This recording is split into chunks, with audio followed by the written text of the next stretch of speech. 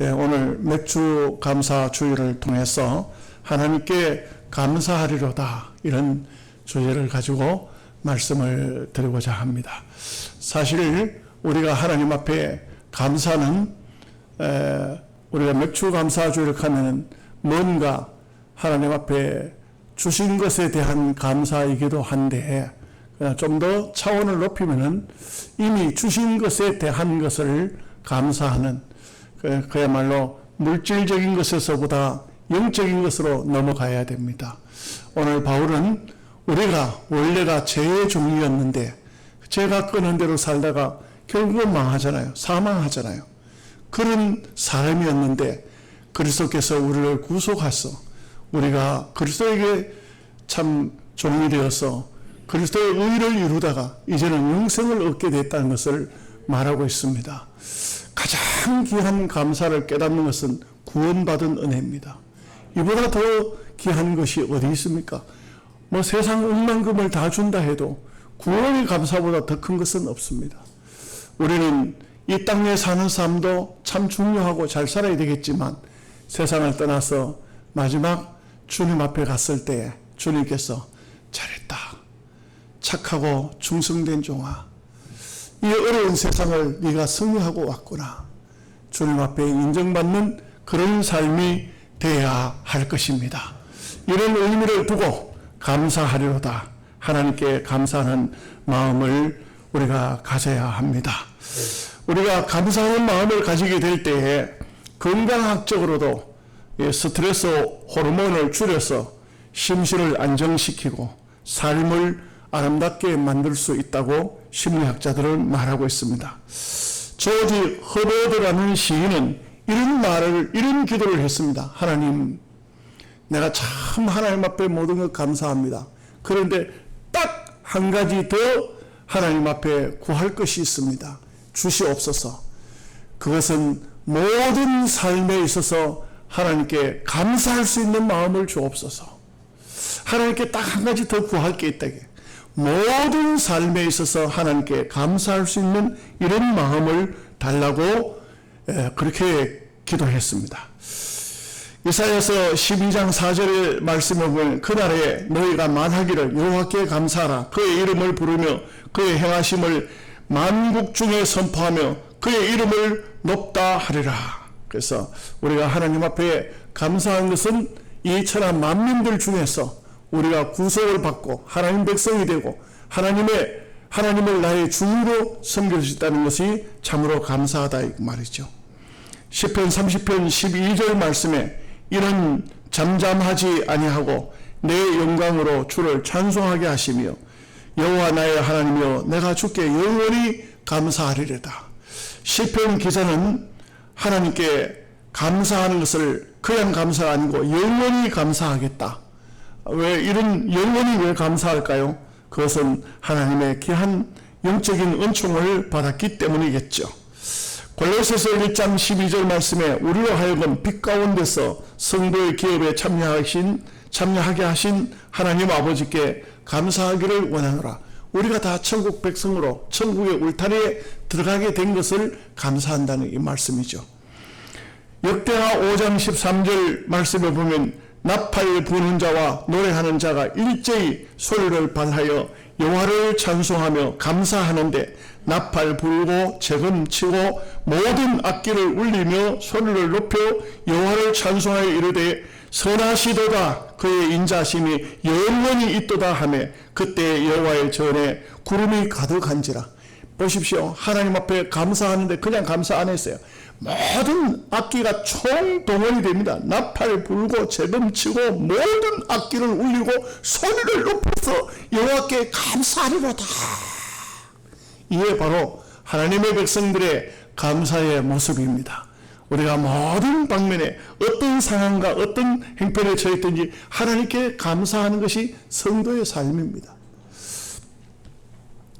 조 오드 버크라는 사람이 이런 말을 했습니다.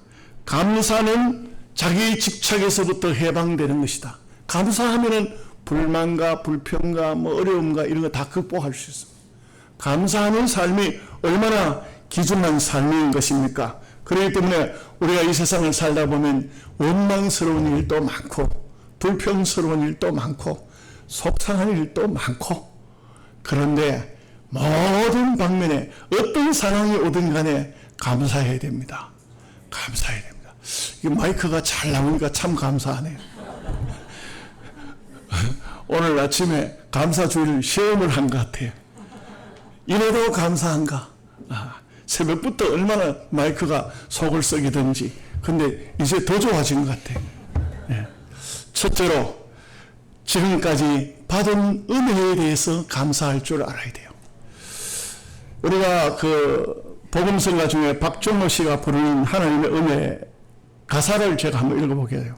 나를 지으신 이가 하나님, 나를 부르신 이가 하나님, 나를 보내신 이도 하나님, 나의 나된 것은 다 하나님의 은혜라. 나의 달려갈 길 다 가도록, 나의 마지막 호흡하도록, 다 하도록 나로 그 십자가 품게 하시니 나의 나된 것은 다 하나님의 은혜라. 그 우리가 참 땅 위에 사는 삶 속에서 보면은 하나님의 은혜를 얼마나 많이 경험하고 살고 있습니까? 그러면서도 하나님 앞에 다 감사하지 못할 때가 참 많죠. 제자들이 70명이 전도대로 파송을 받아요. 예수님께서 누가복음 10장에 보면 70명을 2명씩 짝을 지어서 다 보내요. 그러면서 나가서 복음을 전파하라 했어요. 그 복음을 전파하는 거예요. 제자들이 나갔어요. 그런데 주님께서는 그 제자들에게 능력을 주신 거예요. 능력을 주셔서 복음을 전파하는데 병든 사람이 낫고 막 귀신이 물러가고 이런 것을 보면 제자들이 깜짝 놀랐어요. 야, 이거 내가 기도한데도 귀신이 물러가네? 야, 내가 기도한데도 병든 사람이 일어나네? 너무너무 신이 난 거예요. 그래서 예수님께 돌아와서 보호할 때 막 흥분이 돼서 주님, 주의 이름으로 귀신이 물러가고 병든 사람이 낫고 막 그런 대단한 역사가 나타났어요. 주님 하고 이렇게 자랑을 할 때 주님께서 하신 말씀이 귀신이 물러가고 병든 사람이 나은 것으로 기뻐하느냐? 너희의 이름이 생명책에 기록된 것으로 기뻐하라. 구원받은 기쁨보다 더 큰 기쁨은 없어요. 우리가 이 땅 위에서 하나님의 은혜 가운데 참 이렇게 믿음의 삶을 산다는 이 자체가 얼마나 감사한 일인 것입니까? 필립 안시라는 그 소설가이죠. 이분은 시인이기도 하고, 이분은 이런 말을 했어요. 교회에서 가장 많이 사용하는 단어가 은혜일 것이다. 그런데 정작 은혜를 행하는 사람, 은혜를 베푸는 사람이 얼마나 될까? 그렇습니다. 어떻게 보면은요, 우리가 받으려고만 하지, 은혜를 베푸려고 하는 사람은 그렇게 많지 않아요. 피를 낳는 형제들일지라도 부모의 유산 그런 나누는 문제가 생기면요, 형제간들도 막 얼마나 대단한지 몰라요. 명절 때 되면요, 부모 유산 얘기 나오면 형제들 간에 안 싸우고 헤어지는 형제들이 거의 없어. 거의 없어. 야, 이 물질에 대한 것은 대단해요.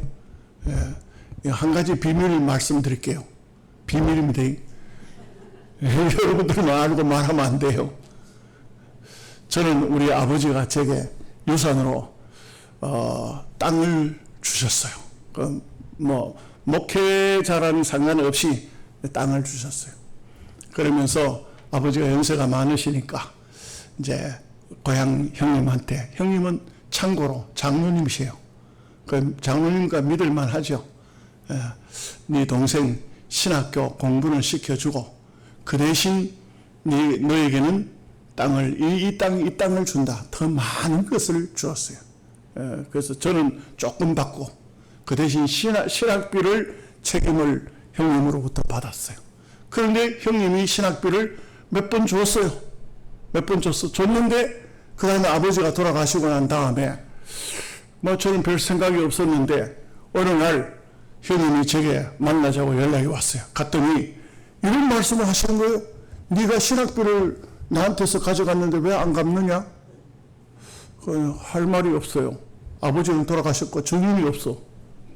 형님하고 싸울 수도 없고. 그러니까 하는 말이 무슨 말씀이냐면 네 땅을 네가 가져간 돈으로 죄하고 내가 갚기로 했다. 그래서 제가 그래가지고 아무 말도 못하고 씁쓸한 마음으로 돌아왔어요. 집사람한테 그 얘기했더니 집사람이 막 따지겠다고 가겠다 그래. 치아라 놔둬라. 우리는 이미 부름받아 나선 이분, 주의 일을 하러 나섰으면 그걸로 끝이지. 무슨 물질에 거기에 대해서 또 형제간에 막 형이 뭐 그게 아니지 않습니까? 이렇게 하는 것은 바람직한 것이 아니다. 여러분 이건 소문내지 마십시오. 제가 저의 경험을 얘기를 한 것뿐입니다. 이와 같이 물질 앞에는 목사도 없고 장로도 없고 다 보니까 거기에는 참 어떻게 보면 물질의 주인이 어쩌면은 마귀가 주인인지 모르겠어요. 그래서 많은 사람에게 고통과 아픔을 주는 이런 면을 볼 수가 있어요. 그러나 그리스도인이라면 어떤 상황, 어떤 형편에 처했든 간에 하나님 앞에 감사하는 마음을 가져야 됩니다. 두 번째는 하나님께 감사할 때 하나님을 영화롭게 한다고 말씀하고 있습니다. 우리가 이 세상 살면서 하나님께 영광 돌리는 삶이 얼마나 중요합니까? 여러분 하나님께 감사하는 삶을 얼마큼 어떻게 살고 계십니까? 여러분 오늘 우리가 이 땅에 사는 삶 속에 뭐 먹고 마시는 문제, 입고 사는 주택 문제, 뭐 이 땅에 살아 활동하는 삶 속에서 얼마큼 감사하면서 살고 있습니까? 남편이 벌어오는 월급 봉투를 붙들고 아내가 감사하고 있을까요? 아니면 아이고 한 달 동안 이거밖에 못 벌었어 이렇게 말하고 있을까요? 여러분 우리가 이 땅에 사는 삶 속에 어떤 형편과 어떤 삶이 처해졌든 간에 감사할 줄 알아야 됩니다. 이만갑 있죠. 이제 만나러 갑니다. 이 프로그램 주로 거기에 출연하는 사람들은 탈북한 사람들이에요. 그러니까 세터민들 이 사람들이에요. 거기에 출연진들 자체가 거의 뭐 80~90%가 이런 사람들이에요. 이분들이 하는 얘기를 저도 이제 이만갑 TV를 가끔씩 보는데 이런 얘기를 해요.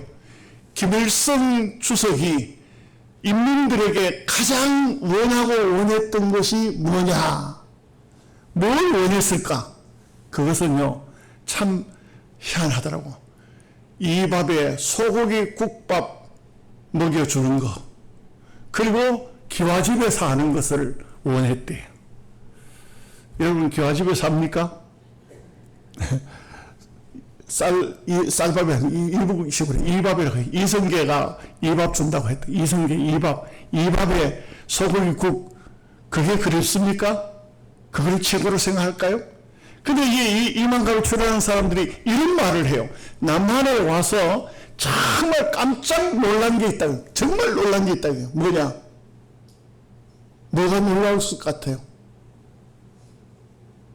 살 뺀다고 굶는 거, 더 심하게는 살 뺀다고 약을 먹는 거 보고 기절할 뻔했다. 북한에서는 옥수수 죽 세 그릇만 먹어도 만족하는데 그거 먹지 못해서 죽어가는 판인데, 그런데 남한에서는 얼마나 풍요로운지, 얼마나 참 먹고 사는 문제가 너무 넘쳐가지고 너무 많이 먹어가지고 여러분들 중에도 다이어트 한다고 살 뺀 사람들도 있죠? 있어요? 예, 없구나. 예, 우리가 참 어찌 보면은 풍요로운 사회에서 하나님이 주신 은혜 가운데 이렇게 잘 살고 있는 것입니다. 그 성경을 보면은요, 이 이스라엘 백성들도 참 고난하게 살았어요. 야한복음 6장을 보면은요, 보리떡 5개, 물고기 2마리, 이걸 가지고 5천 군중을 먹여주셨어요. 근데 보면은 베사다에서 그 먹여주셨잖아요. 그 예수님은 그 다음에 가버나움으로 이튿날 배를 타고 건너가셨어요. 근데 그 이튿날 되니까 사람들이 막 몰려오는 거예요. 가버나움까지 찾아왔어요. 대단하죠? 바다 건너예요. 바다 건너. 근데 찾아온 거예요. 근데 예수님께서 하신 말씀이 요한복음 6장 25절에서 26절 말씀을 보면은 이렇게 말씀합니다. 바다 건너편에서 만나 랍비여 언제 여기 오셨나이까 하니 예수께서 대답하여 이르시되 내가 진실로 진실로 너희에게 이르노니 너희가 나를 찾는 것은 표적을 본 까닭이 아니요 떡 먹고 배부른 까닭이로다. 참 예수님을 막 사람들이 그렇게 좋아하고 찾아오는 이유가 뭐냐? 떡 먹고 배부른 까닭이로다. 표적 때문이 아니라 예수님 찾아오는 것이 예수님 때문에 천국을 갈 수 있다. 그래서 찾아온 것이 아니고 떡 먹고 배부른 까닭에 찾아왔다. 여러분 그 떡이 무슨 떡일까요? 밀떡도 아니고 보리떡. 오늘 보리떡 잡숴보신 분이 계세요? 옛날 참 보릿고개 이때쯤 되면 보릿고개예요. 참 힘들 때거든요. 그때 뭉뜬 떡을 조선말로 개떡이라고 합니다. 왜 개떡이라고 할까요? 맛이 진짜 없습니다. 얼마나 맛이 없으면 개떡이라 했을까요? 그런데도 불구하고 이 이스라엘 백성들 한번 보십시오. 그런 개떡 하나 얻어 먹으려고 바다 건너까지 왔네.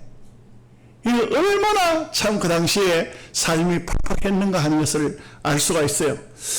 오늘 우리는 이 땅 위에서 참 풍요로운 삶을 살고 어떠니 뭐 정치적으로 어떠니 뭐 경제적으로 어떠니 걔도 다 바꾸는 사람 없잖아요. 다 너무 잘 먹고 잘 살고 풍요롭고. 예? 한국 사람들 보면요 얼굴에 기름기가 줄줄 흐른다 그래요. 기름 발라서 기름기가 흐르는 게 아니고 잘 먹었어. 너무 잘 먹었어. 예? 얼굴에 기름기가 흐른다는 게 예, 얼마나 풍요로운 삶을 살고 있는지 모릅니다. 감사해야 됩니다. 시편 136편 1절에 여호와께 감사하라. 그는 선하시며 그 인자하심이 영원함이로다. 시편 30편 12절 말씀에 이는 잠잠하지 아니하고 내 영광으로 주를 찬송하게 하시니 여호와여 나의 하나님이여 내가 주께 영원히 감사하리이다. 시편 147편 7절 말씀에 감사함으로 여호와께 노래하며 수금으로 우리 하나님께 찬양할지어다. 감사는 입술의 고백이 아닙니다. 사실은 마음의 고백입니다. 입술로 고백하는 것은 누구든지 다 하죠. 근데 마음으로 내 영적으로 진심으로 하나님 앞에 감사하는 이런 삶이 하나님께 영광이 되는 것입니다. 세 번째는요, 감사하는 자를 하나님은 하나님의 환난 속에서 하나님의 백성들의 환난 속에서 건져주시는 겁니다. 시편 50편 15절 말씀에 환난 날에 나를 부르라. 내가 너를 건지리니 네가 나를 영화롭게 하리로다. 이렇게 했습니다. 지금은 은퇴하셨는데요. 김명혁 목사님, 우리 한국교회 김명혁 목사님이라고 계세요. 이분이 대단한 분이에요. 이분이 지금은 한 80, 90 가까이 돼가지 싶어요. 이분이 11살 때 탈북했어요. 11살 때. 그때가 어느 때냐. 아버지가 김감주 목사님이셨어요. 그런데 어느 날 공산당들이 들어닥쳤어요. 그리고는 아버지를 수갑을 채워서 붙들어 그래서 아버지를 끌고 갔어요. 어린 아들 11살 된 아들이요. 아버지가 잡혀가기 전에 하는 말이 11살 먹은 아들한테 명효가 내가 기도할 테니 너는 남한으로 내려가라. 11살 먹은 아들이 혼자서 38선을 넘어오는 겁니다. 이거 얼마나 참 두려웠겠습니까? 아버지가 그렇게 말씀하시고 아버지는 끌려가서 평양사동 탄강에서 거기서 순교를 하셨다고 합니다. 들은 이야기. 11살 때 캄캄한 밤에 혼자 38선을 넘어서 남한으로 왔습니다. 그는 평생 이별과 고난과 슬픔과 아픔을 몸에 지니고 낙원으로 한 생을 사셨다고 합니다. 그런데 참 아버지가 마지막 죽는 순간에 그 아버지의 순교 장면을 목격한 사람이 증거해 주었는데 마지막 순간에 아들을 명령하기를 위해서 기도했다는 겁니다. 하나님, 나는 죽사오나 우리 아들을 명령할 만큼은 믿음으로 잘 살게 해달라고 그렇게 기도했다. 그 아버지의 그 말씀을 들은 이 김명호 목사님은 서울의 강변교회를 개척해서 선교사를 많이 파송하고 했지만 혼자 한 생을 사신 분이시죠. 이분이 보면 항상 그 마음속에는 그런 생각했다는 거예요. 아버지 말씀 듣고 내가 그때 11살 때 38선을 넘어와서 신앙의 자유를 얻고 내가 믿음으로 이렇게 살게 됐으니 모든 것이 감사하다. 늘 감사하는 마음으로 사셨다는 것입니다. 그렇기 때문에 우리가 이 땅에서 사는 삶 속에 참 자유를 주신 하나님 앞에 감사해야 됩니다. 마음껏 찬송할 수 있고 마음껏 예수 믿을 수 있고 이건 얼마나 감사하고 얼마나 참 하나님의 은혜가 아닐 수가 없습니다. 참 오늘날 와서는 여러 가지 정치하는 분들이 자꾸 이상한 모습들을 보이니까 두렵기도 합니다. 우리는 나라와 민족을 위해서 기도를 많이 해야 합니다. 절대로 이 나라가 공산주의가 되면 다른 사람은 다 같이 섞여 살 수 있을지 모르지만 우리 예수 믿는 사람들은 함께 그들과 같이 할 수 없습니다. 공산당들은 절대 예수 믿는 사람을 그냥 용납하지 않습니다. 그러면 우리는 신앙을 다 참 신앙의 삶에서 굉장히 어려움을 당할 수밖에 없을 것입니다. 그래서 우리가 항상 자유인이 됐을 때 이때 우리가 하나님 앞에 늘 감사하는 어떤 형편에 처했든 간에 감사할 수 있어야 됩니다. 제가 감사절을 맞이해서 송명희 시인의 시를 한 편을 읽었고 여러분에게 소개해 드리려고 합니다. 나 가진 재물 없으나 나 남이 가진 지식 없으나 나 남에게 있는 건강 잊지 못하나 나 남이 없는 것 있으니 나 남이 못 보는 것 보았고 나 남이 듣지 못한 음성을 들었고 나 남이 받지 못한 사랑 받았고 나 남이 모르는 것 깨달았네. 공평하신 하나님이 나 남이 가진 것 나 없지만 공평하신 하나님이 나 남이 없는 것 같게 하셨네. 참 저는 볼 때 그 송명희 시인의 시를 읽어보면은 그 사지가 완전히 틀어져 가는 참 그런 인간적으로 볼 때 너무너무 힘들고 어려운 그런 상황이었지만 그래도 예수님을 영접하고 그리스도 안에서 한 생을 산다는 것이 얼마나 귀한 삶인가. 인간적으로 볼 때 얼마나 힘들겠어요. 얼마나 어려웠을까요. 그런데도 불구하고 늘 감사하는 삶을 살았다는 것이 너무나도 귀한 것입니다. 그 책에 보니까 이런 얘기가 있더라고요. 그 송명희 어머니가 참 완전히 잘못된 딸을 데리고 사는데 주인집에서 집세를 더 달라고 하는 겁니다. 그래 갈 곳이 없어요. 돈을 더 구할 수도 더 낼 수 있는 형편도 아니고 그래서 송명희 내성마비 이 시인이 하나님 앞에 기도하는 거예요. 하나님, 왜 우리는 이렇게 가난합니까? 왜 이렇게 힘듭니까? 나는 몸에 병이 나서 몸이 이렇게 잘 쓰지도 못하는데 왜 물질마저도 없고 남들이 다 가지고 있는 건강도 없고 나는 왜 이렇게 힘듭니까?